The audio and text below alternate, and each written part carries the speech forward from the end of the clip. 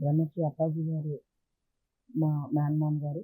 ఆయన చిన్నప్పటి నుంచే కూడా ఈ ఆధ్యాత్మిక బీజాలనేది అమ్మమ్మ గారు సాగు అవడం వల్ల ఆయన చిన్నప్పటి నుంచి అదే ఉంది.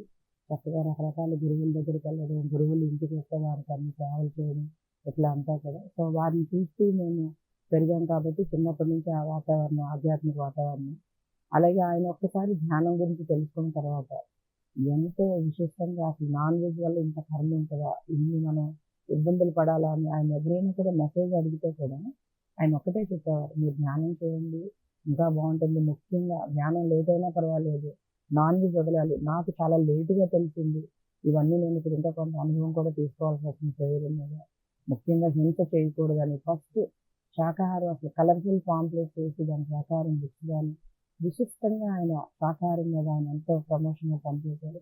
ఎక్కడ ర్యాలీ జరుగుతుందన్న ఈవెన్ ఆయన బాగా ఓల్డ్ అయినా కూడా కొంత హెల్త్ ఇష్యూస్ ఫేస్ చేస్తున్నప్పుడు కూడా ర్యాలీ అనగానే కనీసం వెళ్ళి ఒక హాఫ్ అన్ అవర్ అయినా అక్కడ పార్టిసిపేట్ చేయడం.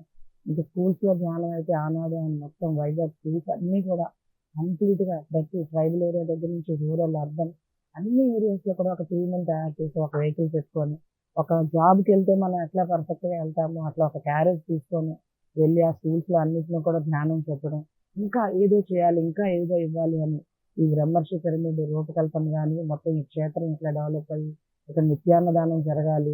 కంప్లీట్గా పత్రిజీ ఆశయాలు ఎలా అయితే ఉందో దానికి అనుగుణంగా కంప్లీట్గా ఇదంతా సిస్టమ్ నడవాలి అని సంపూర్ణంగా పిరమిడ్ స్పిరిచువల్ సొసైటీ మూవ్మెంట్ 18 ఆదర్శ సూత్రాలు ప్రకారం అన్నీ నడవాలి అని ఆకాంక్షించారు. అట్లానే ఇవన్నీ డెవలప్ అయ్యే వరకు ఇక్కడే ఇంకా మార్నింగ్ లేస్తే బ్రహ్మర్షి పిరమిడ్ ఆయన.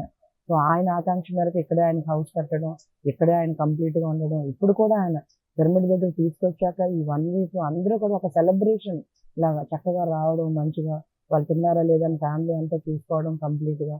సో ఆయన ఎలా కోరుకున్నారు అట్లా బర్త్ డెత్ రెండు ఒక సెలబ్రేషన్ అంటే అలానే జరుగుతూ ఉంది. అలాగనే ఇప్పుడు కూడా జరుగుతూ ఉంది. సో బ్రహ్మర్షి అప్పాజీ కంప్లీట్గా ఒక ఆధ్యాత్మికవేత్తగా, ఆ బ్రహ్మర్షిగా ఆయన చక్కగా దిగిపోయి ఆ ప్రయాణంలో ముందుకు సాగారు. వారు ఉన్నత తలాల్లో ఇంకా అద్భుతమైన వర్క్ చేయాలని ఆకాంక్షిస్తున్నారు.